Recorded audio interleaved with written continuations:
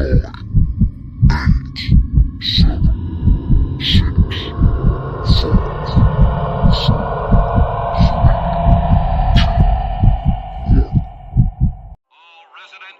go in and stay in your houses.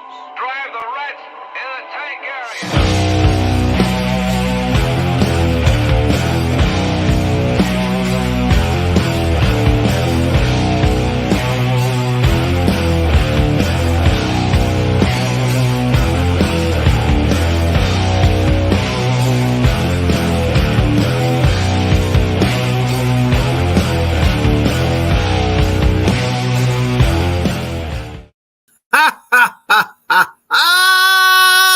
Yeah, doing Captain Spaulding style on this Hallows Eve.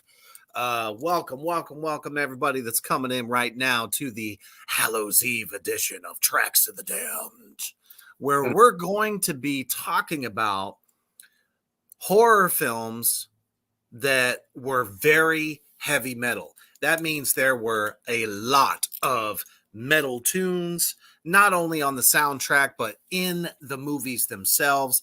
And that direct relationship to what we've always been saying all this time. Heavy metal and horror go to hand, or bleh, I can't speak for shit. Let me try again. They go hand in hand, like bourbon and chew. Anyway, just kidding. Anyway, whatever you love. I don't give a fuck. That's just me. I'm talking about me. So I got my my awesome co-pilot as usual, Human the Hoofed Beast, ready to throw down on this Hallows Eve. Man, we're kicking off your celebration, and there's so many other things coming up that later on that we got to talk about as well after we run down some awesome films with great metal.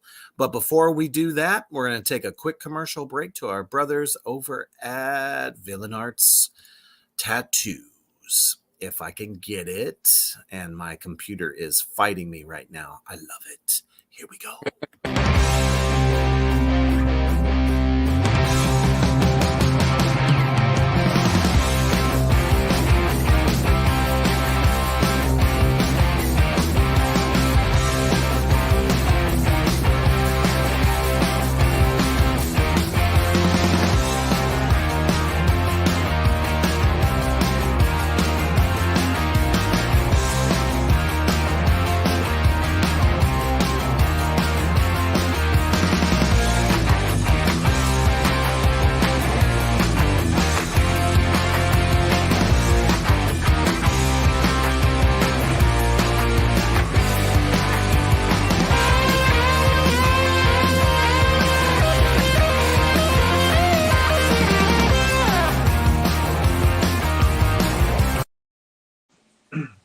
That's right. Villain Arts Tattoo Convention's largest in the world. If they come to your city, get yourself a fantastic professional tattoo at great prices and enjoy all of the great performances and the family of vendors that go to every single one of those. Here we are, ready to talk about metal and horror movies and how they are always perfect for each other. So we've picked quite a few good ones here. So I'm going to let Human Hoofbeast kick us off with the first one. All right. Well, we're going to go to 1984, Friday the 13th, the final chapter. And it features a song that was written by somebody named Steve Harris. I think we know who that is. Which band Steve Harris plays for even today. One of my top 5 favorite bassists, just because of the galloping technique that he's known for. And how does his right hand keep up with that pace all of the time at his age with those fingers? So we're talking about Iron Maiden. Babylon's son must already be well into his gummies for this Hallows Eve because he says, "Who dat?"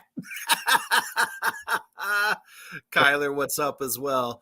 All of y'all, this is about to be one fantastic party, so you might as well get involved right now. All right. So the song is go right ahead. 22 Acacia Avenue. And I saw this movie when I graduated high school, or no, grade school. And they had 8th grade graduation, which is kind of weird to some people. But I went there with mom and dad. And we saw Children of the Corn, the original. I can only imagine your folks going, "What did we just pay for?" Oh, my dad The loved it. devil. It was my who was just, oh dear, oh dear. But my dad loved that stuff. The song for that, Kyler, is definitely Chugalicious. Come on now. Ooh, the avenue. See, we just got some straight up vocals from Hoof Beast on this track. So now here's the funny, interesting part of that, because this was one of those like pinnacle films where metal started kind of showing up on soundtracks. What was super popular at the fucking time? Well, metal. So soundtracks opened up to all the great metal bands at that particular point in time, especially the ones that were either underground and trying to get a little bit more, press or whatever, would definitely jump on these opportunities. So that's, obviously Iron Maiden, they were, they were a little bit into their storied career at that point, but damn, there ain't nothing wrong with jumping on a soundtrack for one of the most popular franchises at the time, because Friday the 13th was going since 1980, folks. And the Satanic Panic had been going before that. And after Iron Maiden released East and the song 666 was in it, oh my gosh, now wouldn't that just go right along with horror? Of course. Oh shit, they got lumped right into that stuff. Yep. But it became so freaking popular that there started to filmmakers were starting to make heavy metal inspired movies. And as cheesy as it sounds, because people always want to make fun of how people looked in the 80s, and I was one of them. I had a lot more hair at the time and used to wear the jean jacket with the wallet with a chain. So we were very, very stereotypic, very stereotyped. That's what I was trying to say. Mm-hmm. So they made a movie and grabbed an actor from one of the most popular fucking TV shows at the time. And if you were a kid in the 80s like myself, Hoof Beast, you know a little something about Family Ties. America's favorite family. It also gave Michael J. Fox his big start, right? So there was the nerdy kid in the show that they decided to pluck for this film. His name was Skippy on Family Ties. But in this film, he becomes basically metal stardom. From start to finish, Trick or Treat, I forget the year, but what's that? 86. 86. Okay, so just a couple years after the one that Hoof Beast just mentioned, that literally from, you can tell just from the movie poster that this is metal. At the beginning of the film, you literally see we're going through Skippy's bedroom, which is fucking iconic for any metalhead because we all had rooms that looked like this. Literally posters of Judas Priest, motherfucking Metal Church was in there. AC/DC showed up. There was a lot of other major metal bands at that time that showed up in there. It's like you couldn't have bought that kind of advertising. From start to finish, this was the first horror film where metal music was literally the music for almost every single part of the film. And then just to top it all off, Ozzy pops in there. First time ever, and it was extremely epic. He plays a televangelist of all things, which is perfect. I think that's why they wanted him so bad. That's right, Reggie. I'm sorry. Ozzy played a preacher. Yes. Wasn't Gene Simmons in that too? I was about to get to that. Sorry. He plays a burnt out fucking DJ at a radio station. Cowboy hat, big scruff like on his face, but still had his long hair. You knew it was him. And to be honest, he played the fuck out of that role. But this movie really kind of set it off, and that's why I chose it. Because, you know, we idolized, we still do, a lot of who we grew up with as far as metal. And that was the premise of this film. He worshiped this guy named Sammy Kerr. And Sammy Kerr was the metal god. And every place that he went to play, they tried to ban him. They tried to ban him everywhere. So it's basically like Ozzy's story, just not Ozzy. And I'm sure that's why they threw him in there. Because at the time, Ozzy was getting picketed everywhere, man. So, you know, he would do the backwards messages on the record. And then he does some kind of a, you know, satanic ritual and kills himself and his bandmates. And Gene Simmons, the DJ, hands Skippy the record and says, this is the last unreleased record. And he had the only copy because Sammy sent it to him before his death. So he was going to play it on Halloween night. Trick or treat, right? So he begins this relationship by spinning the record around backwards. And Sammy would start to talk to him demonically, mind you, through the record. And gets him to basically get back at all his bullies who hated him because he was a metalhead at every turn.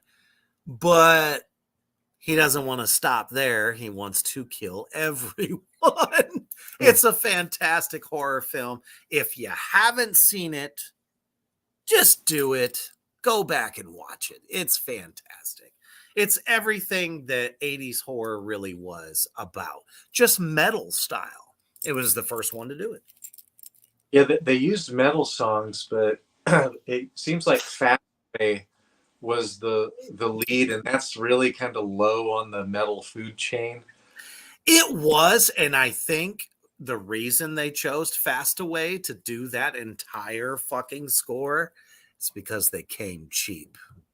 Yeah, that's gotta be. And they knew they were going to be in theaters, and it was a box office success. I would have signed up for that. You know, I would have been like, come on, let me have it, Daddy. Come on. Shit. You couldn't have got a better promotion as an unknown metal band at that time than being in a fucking horror movie in the 80s. Everybody knew who you were after that. And if they thought you sucked when they heard your other stuff that you didn't do, you know what I mean? They're like, I don't care. I'm going to collect royalties off of this for the next 40 years. Yeah. Dude, it's a horror classic. You know? Yep. I remember when that was out. Kyler, that was just my way of basically saying if a big Hollywood production was to call me and say, hey, can you do the soundtrack for this film? Yes, I would tweak my nipples and say, yes, daddy, please. I apparently scarred him. You weren't looking, Hoof Beast, but I was tweaking my ninnies. Oh. Well, what do they call it when you just do circular motion? I don't know. Priming them? Maybe Getting them ready? Having them teasing, stand up? I don't know. how about teasing them up? Goading them out, yes. All right. What do you got next, brother? Oh, let's go up. So since you mentioned Trick or Treat, let's do the second big film that came out more recently. Or maybe, I bet he's done other films, but this is the only one that I know of. And this is one that features a lot of black metal and several bands that I really like. And it's 2015's Deathgasm. And the songs that are featured, I mean, don't you already want to watch it? So the songs that are already featured are by Emperor, Inno a Satana, and Introspection by Isan, who was the lead vocalist for Emperor, and then Evil Like a Knife by Midnight. Midnight's really kind of churned it up. They're like really kind of hard black and roll. Not my favorite black and roll, but I just saw them and they opened up for Mayhem recently. So those are the most notable ones on there. There's a few others on there, but Don't forget about Nunslaughter. Yeah, Nunslaughter's on the, yeah, there were all in this movie, once again we have a loner, and this loner forms a band and they do some sort of satanic ritual and then he gets possessed. And I think they all do. His eyes and yeah, the whole fucking band gets under this spell. The whole town does, but there's something special about them. I think it's because they find the pages of the devil's, I don't know, there's a name for it, I forget, but it's literally the devil's music that if you play it, he will come out. He will come up and, you know, demons everywhere. Everybody's, you know, basically SOL. And it's everything that you would hope that it would be. I think that film absolutely kicks Trick or Treat's ass. I mean, let's face it. They did things in this film that Trick or Treat could have never have done. You know what I mean? Well, Trick or Treat came out at the height of the Satanic Panic. It did. Which and I was surprised they got away with what they did in that film. I thought they would censor even especially, you know, nudity and all that stuff. So yes, I said nudity. But they didn't. Which was kind of interesting. So I was like, dude, I mean, when they got to the one people's house and they're fending them off as their demon selves, and all they had was sex toys to defend themselves, that was by far the funniest fucking scene ever. Which constantly, you know, tells the public that, you know, Europeans are just not afraid at all. They're out there with everything. That shit was so fucking funny. Yeah, I forgot on the fact that there's a lot of humor in this one. Oh man, I was gonna say it really rivals like almost Evil Deaddom, like that dark comedy horror shtick. between them, the demons with each other. Just hilarious. So typical, there's the prim and proper, most popular chick falls for the black metal kid that gets his ass kicked. Shit, gets his ass kicked by his own cousin. It's like, what the fuck? That whole shit was just, I was like, get back at him. You throw a metal legend in there too, who ends up giving them, this music and shit. So I loved it. And there's like this satanic cult looking for those pages so that they could become the chosen one or whatever the fuck it was. But man, the music was great. Even the cheesy, like their stuff, like the band in the film was so cheesy. I loved it. It was great. Even the heroine's best friend who ends up turning evil. Oh, that shit was so funny. It was cool. But yeah, definitely fantastic film. If you haven't seen Deathgasm and you love black metal, watch that shit. It's fantastic. About humor.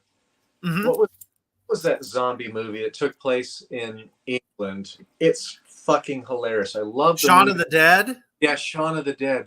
I don't remember that had metal in it. It actually didn't. It doesn't show up on any lists of any kind on the internet. That was just more of pioneering zombie comedy. Shit, they didn't need it. They were doing like old 80s tunes throughout the piece. So it was like a throwback. I loved it. But metal would have made it that much more better.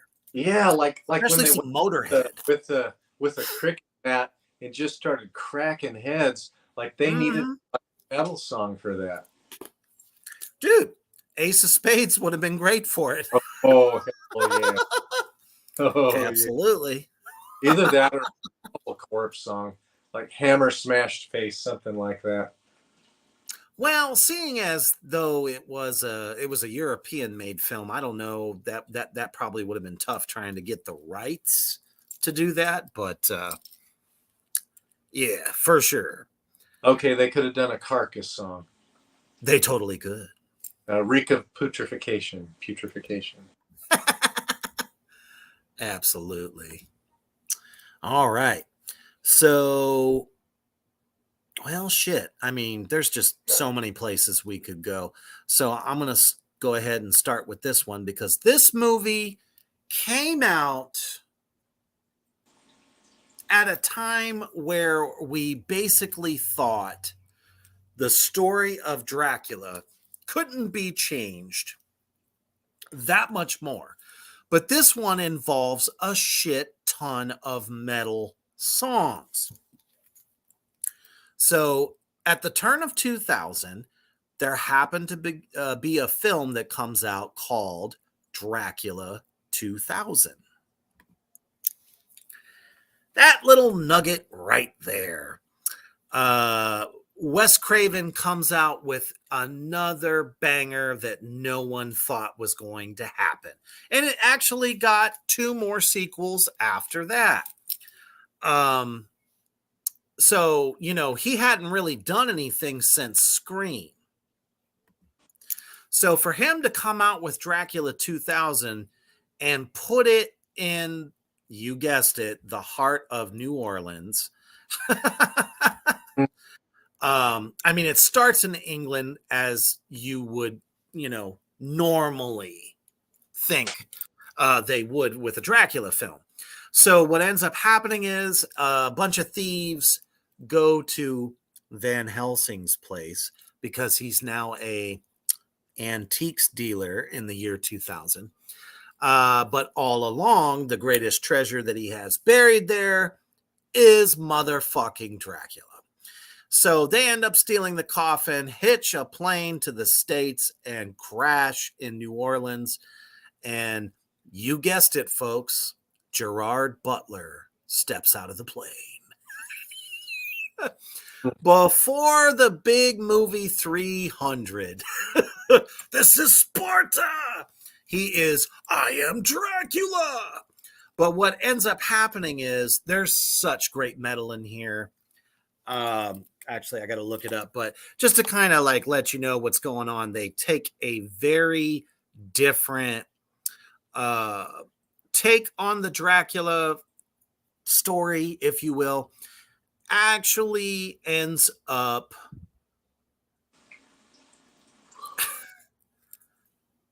making him Judas Iscariot. Hmm. That is how Dracula became Dracula. Because he took the silver, he was then brought back as a vampire. And the best fucking song on the whole soundtrack is Bloodline by Slayer, which actually plays in the film. Do you remember when Virgin was like a big music company and had stores where you could go and buy CDs and shit? Well, Dracula's usual, love interest in every Dracula film happens to work at the Virgin store. As if the title isn't enough for us. You know what I mean? But I really thought that was pretty cool. How I've never seen anyone take such a beloved story and turn it so biblical and so blasphemous that it made it that much better. So you had other great bands on here: Head PE, Pantera, Ultra Mega by Power Man 5000. I know this is hilarious because we always make fun of them, but Disturbed is on there also. You got to understand it was 2000. So whatever was super fucking popular at the time, they tried to like gobble up the best metal bands for this soundtrack. And these songs play throughout the movie. It's not bad. Babylon Sun says, not a bad vamp movie. I love the Judas reference. Yup. It was like nothing you ever could imagine. And it was so funny because one of the vampires that end up getting turned in the thing was one of the guys from that 70s show. It was great. So they had great actors. They had named actors. The shit was great. So Marilyn Manson was also one on there. Monster Magnet, Static X. So I rest my case. The soundtrack was metal goodness, for a film like this. And if you haven't seen it, Hoof Beast, you're going to love it. I have not seen that because, as many people knew, that I was with Jesus. And I had a wife that refused to watch horror movies. So Halloween is bad. Halloween is bad. It is the devil. And it just scared her. And then I bet. My present wife right now, she doesn't want to watch any horror. So I have been deprived. And this sounds amazing. Well, that's just because she's scared at the fact that she's going to love it. Like I just saw the Pope's. She went somewhere 2 weekends ago, and I finally got to see the Pope's Exorcist. So that's what I do. You're stepping up in the world, man. Now it's time to catch up on all the classics that you have missed. Man. I want to see that Nightbreed movie. Oh, dude. You just need to watch anything by Clive Barker ever. Yeah. Okay. We got a couple of comments out here. You know what? He actually, Reggie brings up something really, really cool. I remember watching the original Nosferatu, which was a silent film in black and white with typo negative music playing through it. It was a limited edition where they took that silent film, that monumental first vampire film ever. Scared the hell out of me too. Oh, dude. You didn't have to have dialogue. Shit. That shit was so fucking scary. It's still scary to this day. And the fact that like a washed out, high contrast black and white made it even more spooky. It made that Nosferatu look so white and out of this world. Dude, no one had ever seen anything like that. Max Shrek was amazeballs. Yes.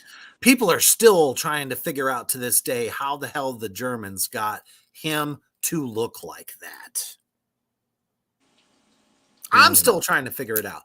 So when they asked the film company asked Typo Negative, "Hey, would you guys like to do a all original soundtrack to play during the entire film?"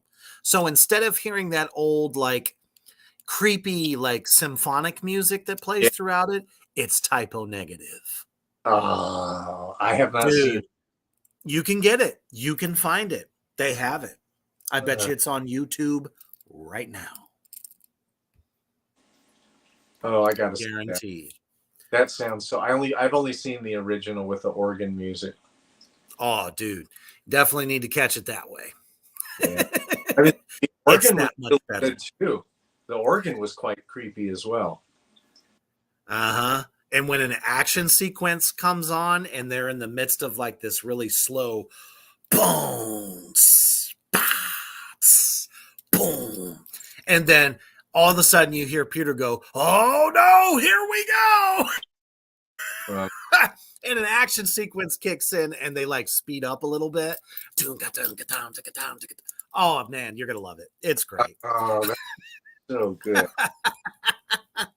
A couple things here. Good evening to you, Paul. Glad to have you, brother. Absolutely. We're going to have a lovely Halloween tomorrow. Yeah, that was a great. As a matter of fact, Paul and I have a film that's going to be live at midnight tonight and all day tomorrow. Attack of the Corn Zombies. You can watch it for free on Acrostar Films YouTube channel. I'll be saying that throughout the evening, just so you know. If you love zombies, you love corn, you love the backwoods, you're going to love it. I want to see it. Babylon Sun says, I think Drac is wearing leather pants. Hoof. And as a matter of fact, you are correct, sir. He ends up wearing leather pants because there was nothing else he could get his hands on after he ate his first meal. It's kind of like the Terminator, you know? All right. What's your next pick, brother? I just want to say our comments have been really good. Like, guys, yeah. I love it when you guys make comments. Like, I can't wait to watch that Nosferatu, the original Nosferatu with Typo Negative now. Oh, dude, it's so good. 100% up my alley.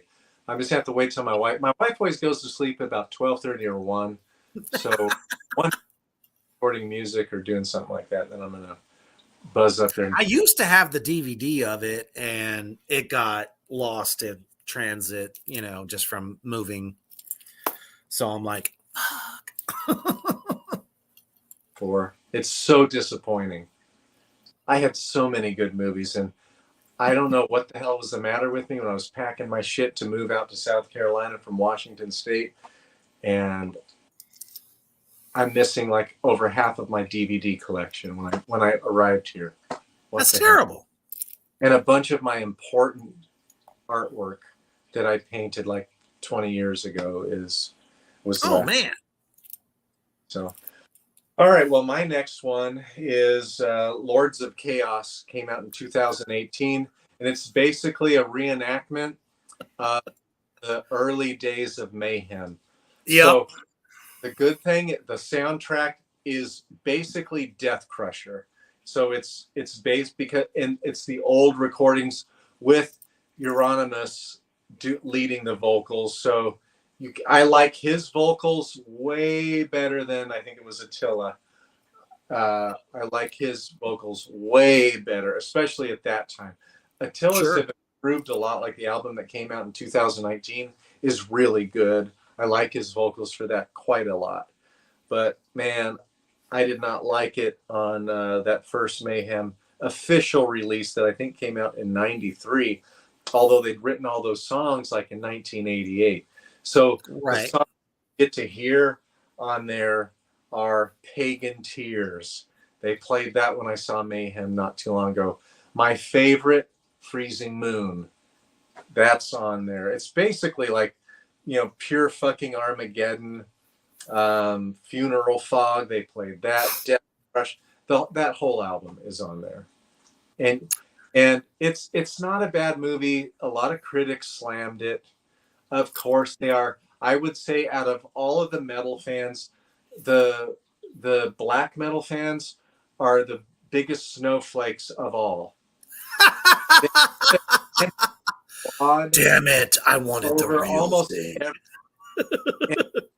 Because there's so fucking many of them, not all of them, many of them, these little shits can be so narrow-minded and so focused only on old black metal. Paul says, I watch Varg on Rumble. Because if I remember correctly, he's out. Oh, yeah. Oh, he's been out since, I think, 2007 or 2009. Which is crazy. He posts all kinds of shit. I would never watch Varg, though. We're not saying anything against you there, Paul. Yeah. The only thing that I was going to say is, how did this end up in the horror category? Just because there's Satan, some form of Satanism, paganism, and one murder? Well, they had a lot of crazy satanic panic ritual stuff. I mean, all you have to do Bunch of guys getting drunk and hailing Satan. I call that a party. I don't I don't call that really ritualistic. I mean, yeah, he set up that little, room of Satan in the basement of the record store, but that doesn't really, I don't know. It wasn't, it was more so supposed to be kind of like a non-official, or was it official? Either non-official or official documentary of what happened and how black metal kind of came to be and how it spread. It wasn't really supposed to like incite fear. No, much of a horror film. No, it was more like a documentary that Yeah, tried to reenact. it's like a little bit of true crime. Yeah, kind of like that. Yeah, But nonetheless, stellar fucking soundtrack. Yeah. Stellar. All right. Let me see where I want to go. Guys, I'm going to tell you right now, I found like 10 different films that really horror and metal together in harmony. You can't talk about metal and horror without talking about Queen of the Damned. So this was not necessarily, a lot of people thought this, that Queen of the Damned was a part 2 to Interview with a Vampire. So this was a completely different set of books that Anne Rice wrote about the great vampire Lestat. This is from the Vampire Lestat series. So we follow how Lestat came to be. He was a musician and a vampire took him. And he was a violinist. So that was like his favorite thing to do. And how do I want to put that? So, he kind of comes up through the ages. They talk about the great vampire queen. But he suddenly wakes up in modern times. And of course, it's in New Orleans. Go figure. I mean, that's where Anne Rice lived all her life, basically.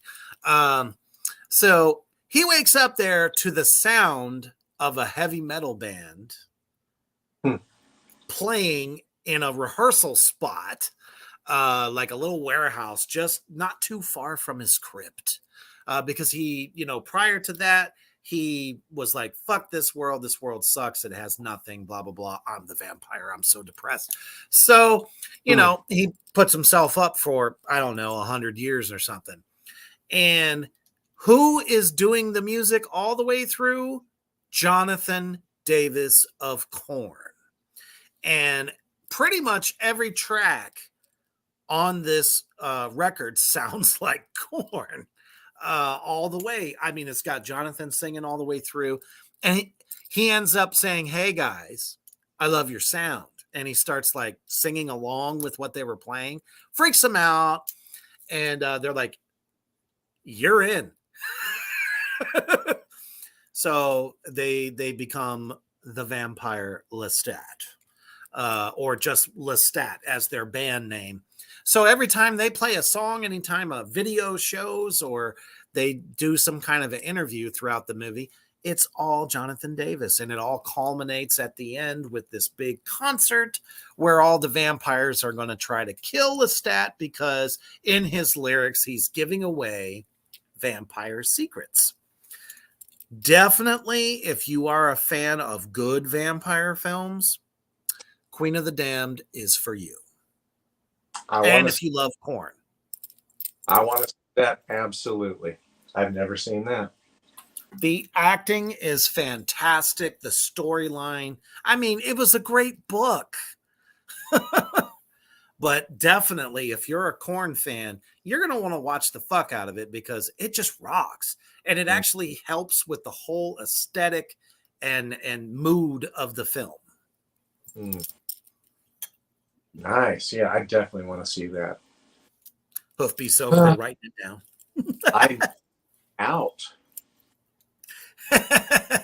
Now, visually, I will remember that the movie poster. Like, that's unforgettable. Oh, yeah. I've seen that movie poster so many times. She's so beautiful on the front. Yeah, I will not forget that. Well, and they picked the late, great Aaliyah, who was a R&B princess during that time. Like, she was one of the most popular singers before Beyonce, before all the, whatevers.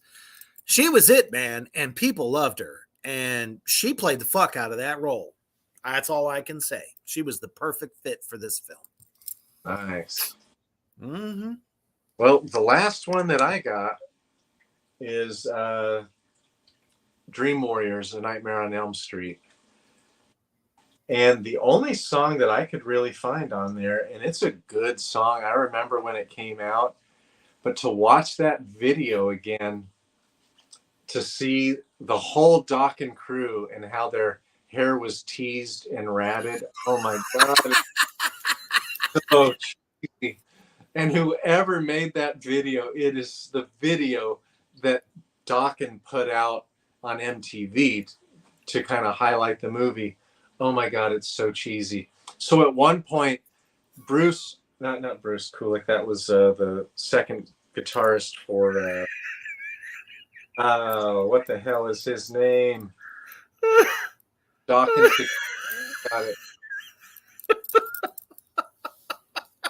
That's awesome, Babylon son. He said the Queen of the Dam was really good and sexy. He ain't lying. Anyways, in Dawkins' video, Freddy Krueger reaches through the wall or something and pulls the guitarist who's just finished his solo into the back. And then like next scene, about 15 or 20 seconds later, they're all staring Freddy Krueger down with their power and their metal and attacking Freddy Krueger with their metal. And this is pop. For our standards today, this is pop hair metal. Right. It's so funny to watch it these days because this stuff is not dark. They tried to make it dark with Freddy Krueger in a pretty damn good. I enjoyed that movie. At the time, that video was like number one. Yeah. People loved it. I mean, I watched it just because I loved Freddy Krueger. And I was like, all right, Dokken, pretty heavy. Not heavy, but, just it was a good song for the film. It fit the whole idea, because when you look at the movie poster before you even watch the movie, you see the kids who are all lined up ready to fight him. This was the first time anyone could really fight back other than the final girl, Nancy.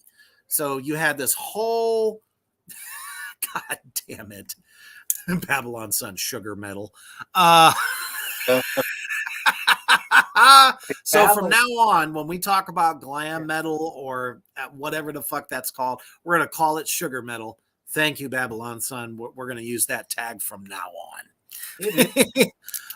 But I don't know who else really could have brought that kind of success just to the film, because a lot of people, this is probably going to blow your mind, didn't like part 2.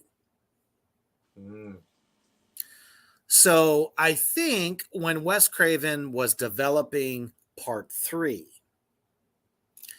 he's like, what is super popular right now? What could really bring the power? And when you think of Dokken, they are a little bit on the power metal side.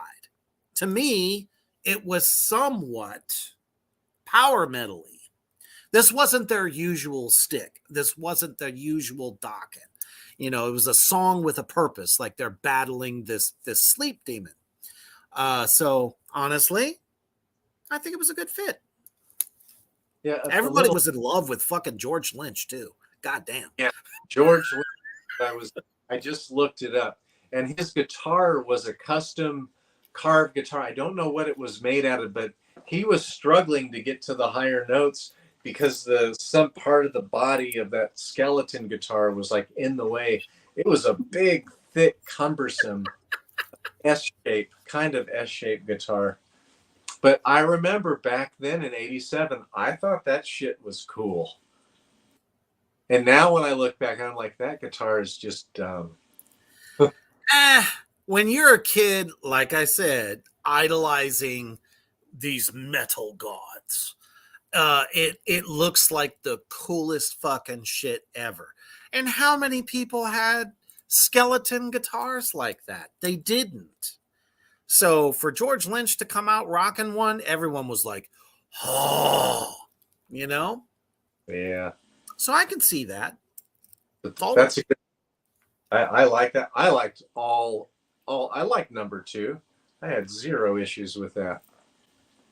Because I guarantee another band that would have been really great for this movie, and I don't know why they weren't a part of it, but they showed up in a movie called Footloose. Quiet fucking Riot. Yeah. They were huge around this time. Why the fuck didn't they have them do the song? They were a little bit, nuttier, a little bit heavier, Carlos Cavalera, whatever the fuck his last name was. It's escaping me. Sorry. But anyways, just chuggier. I actually thought that would have been a better fit for the film, but Dokken did a good job. I'm not going to take it away from him. Yeah, they did a good job. I think it was more commercial. Acceptable. Babylon Sun, you make a very good point. If I can get to it, he says, or Crocus. Yeah, Crocus. That would have been fucking badass too. I'm fighting for my life. All right. All the time. Fuck yeah. That was a damn good song. Absolutely. Crocus. I haven't thought about them in a while. And another film that we can't not talk about when we're talking about metal and horror is Rob Zombie's House of a Thousand Corpses. This is the first time a prominent member of the metal community makes his first fucking horror film. And it is beautifully blasphemous. Is there a lot on the soundtrack that is not metal? Yes, very true. But there are a lot of Rob Zombie songs, which makes it fucking fantastic. Anything from the opening of the film, which is the House of a Thousand Corpses theme, it's the usual Rob Zombie. You know, it's got like a lot of samples and shit like that in it. So, I mean, it's a little bit dumbed down metal, but still metal, nonetheless. And there's the Red Hot Pussy Liquor song as Baby and her brother are going to the liquor store to get the night's festivity party favors from. And of course, it's all kind of weird shit, you know, holy water, all that good stuff. I mean, the movie's crazy. You guys know it. You've seen it 1,000 times, but definitely very metal. That came out when I was with Jesus. That's another one I have to go watch. Damn it, Jesus. But now, of course, it was not with my wife. Right. So there was a film that also came out in the early 2000s that we cannot deny was metal supreme. From a very unlikely source. Never thought this would come out of him. I'm pretty sure everybody knows Dee Snider. Well, when Twisted Sister was basically nothing more than a nostalgia act, he wrote a brilliant horror film called Dee Snider's Strangeland. This is a piece that is of horror and metal legend. So the whole damn thing is centered around, you guessed it, Captain Howdy. Captain Howdy is a Aztec worshiper who is tattooed, pierced from head to toe. This is the first time we've ever seen Dee Snider that fucking ripped. I mean, he looked like he could have been a WWE wrestler. And it actually has a really good cast also. Not just him playing Captain Howdy, because of course he is the guy. But he is a serial killer of a different kind. He likes to put, now, obviously, you know, some people will probably say, well, you know, Saw did that shit too. Well, he did it in a different way. When you think about body modification, tattooing, piercing, people who like to do suspension with like fish hooks and shit. Well, he would come up with these contraptions to set the righteous thinking in the right way. He would abduct them and string them up with all kinds of hooks and all kinds of crazy shit. And they would just be like his little private museum. I'm trying to pull this up real quick. Oops. Snider's Strangeland. There we go. So I'm sure they played that song. That's such a good song. The Captain Howdy song by Twisted Sister. Oh, it was definitely on there. But man, let me tell you though, there are so many amazing bands that ended up on this soundtrack for this film. I'm telling you now, Hoof Beast, you're going to love this shit like nobody's business. So they have Nashville Pussy on there, Pantera, Marilyn Manson, before anyone really knew who he was yet. He was not a star at this time. Coal Chamber, which, as you know, the lead singer of Devil Driver, his first band. Megadeth is on this soundtrack. Obviously, Dee Snider, Soulfly, which was Max Cavalera's band right after he left Sepultura, which was a kick-ass like hardcore band, but was still like in the Brazilian, style that we know and love from him. Twisted Sister was actually on there too, which was really interesting. System of a Down, not really metal, but they made it on there. And Seven Dust, and This'll Kill You. Anthrax also made it onto the soundtrack. So literally every band on the soundtrack was definitely heavier style metal of the time. Yeah. Mm-hmm. I'd like to know which Anthrax song was on there. Oh, I can tell you right now, as a matter of fact. John Bush era? It might be. The song is called P and V. Huh. I don't know that. Shit. Let me see What if I can. year did this movie come out? 1998. Okay. So I think that was. Yeah, that's John Bush era. Yeah, who I liked better. Yeah, I just that Top 242 album was fucking awful. But the sound of White Noise, I love that album. I still love that album was fucking priceless. I was like, wow, you guys arrived. Yeah, I thought it was really, really good. They got out of that bullshit metal that they were doing previously. I mean, I know people liked it and they loved it back then because of all the mainstreamy things that they would do. But when they got him, the next singer there, much better. Yeah. Shit, I always forget that one song. It starts with Charlie doing this like tom groove between the snare. It definitely sounded like more of the times. And that also takes me back. I know I hate to say this, but it takes me back to when I was talking to Gene Hoglan. He was talking about that period in the 90s is when like every major established metal band had member changes. And Anthrax was one of them. But, a lot of them changed for the good, not the bad.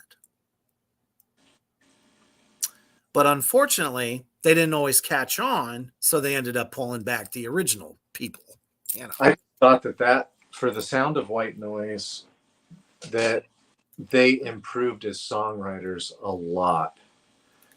Their songwriters, heaviness. Anthrax had several decent albums, but a lot of them are forgettable. Like they just didn't have the groove. I agree, Paul. Absolutely. John Bush rocks like him in Anthrax. Absolutely.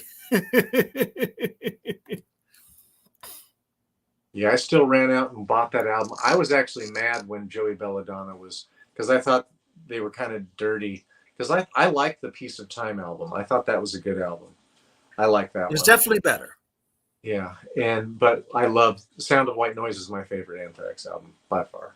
But then when Stomp 242 came out the next, like 2 or 3 years later, that was fucking awful. That's one that I took to a CD exchange. Like, Gave it the axe.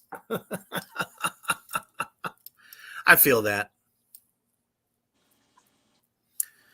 Man, we've really just kind of like scratched the surface. There's a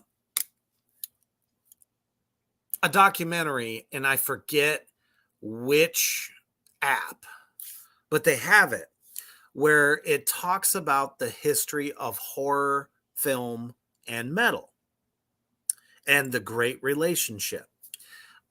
If you guys out there in Black Flame Land ever get a chance to check it out, I highly recommend you do it. It's very good. It takes you through all of the films we've talked about, old and new, like from the 80s all the way up till now. Probably a lot that we left off because Resident Evil had a shit ton of metal bands that were really big at the time. Kill Switch Engage is on there. They're the song that plays at the beginning of the end credits of the film when they're like interjecting, oh, this is what's coming up for the next film to get you ready for it. And it was a badass tune too. I mean, I'm not a metalcore fan, but Kill Switch Engage at that time was heavy and they were good. I actually dig them. But everybody that came after that just sounds like a fucking emo wet blanket. But I'm just saying, you know, you also hear Slipknot in a horror film as well at the beginning of their career. So many bands we love show up in horror films. Sometimes we don't know it. It just depends on, you know, who's sitting there like me, because I'm a big believer that if I go to the movie theater, I'm going to see it all the way through the credits. Why? Because there's always Easter eggs every fucking time. You might hear a new metal band that you really will end up enjoying and go, wow, I really dug that song. Another one, the Hatchet franchise. Kane Hodder's next big franchise after not playing Jason Voorhees anymore. He became Victor Crowley. And the big songs in there was like Marilyn Manson and some other really good metal bands that were underground. You definitely hit that one on the button there. Babylon Sun, if I can get to you. There we go. The Crow had some killer tunes. Yes, they did. That last week. You know, and I almost like didn't put it up because I was like, everyone already knows that that soundtrack is the greatest fucking soundtrack for any fucking horror movie ever. In one film, you had the best of so many worlds. You had what I like to call alternative metal, and then you had My Life with the Thrill Kill Call. Holy shit balls. And it's like my favorite song by them ever. So you had so many great heavy tunes in there by so many different bands. And some industrial. You had some Nine Inch Nails, who was, you know, really big at the time as well. Just because it wasn't 100% metal doesn't make it less of a soundtrack. But still,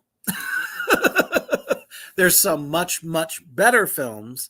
I'm not taking anything away from The Crow. The Crow is a staple, and the fact that they're trying to remake it, and it's been already confirmed that they're remaking that movie when they don't have to. Why would you want to remake the very first Crow that was particularly made for Brandon Lee, who is no longer with us? I don't give a fuck who plays his character. They ain't gonna be as good as motherfucking Brandon Lee. I'm sorry. Just had to put my 2 cents in there. You know me. But hands down, definitely one of the greatest soundtracks for rock and metal ever. So, yeah, this is us. We're challenging you. If you haven't seen some of these films, if you haven't seen Deathgasm, damn it, you better go watch that shit right now, because it's easy to find and you will laugh your heavy metal ass off the whole time.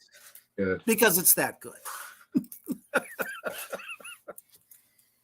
Oh, All right, guys. First one I want to see is that Nosferatu with Typo Negative doing the soundtrack. That's the first one I want to go see.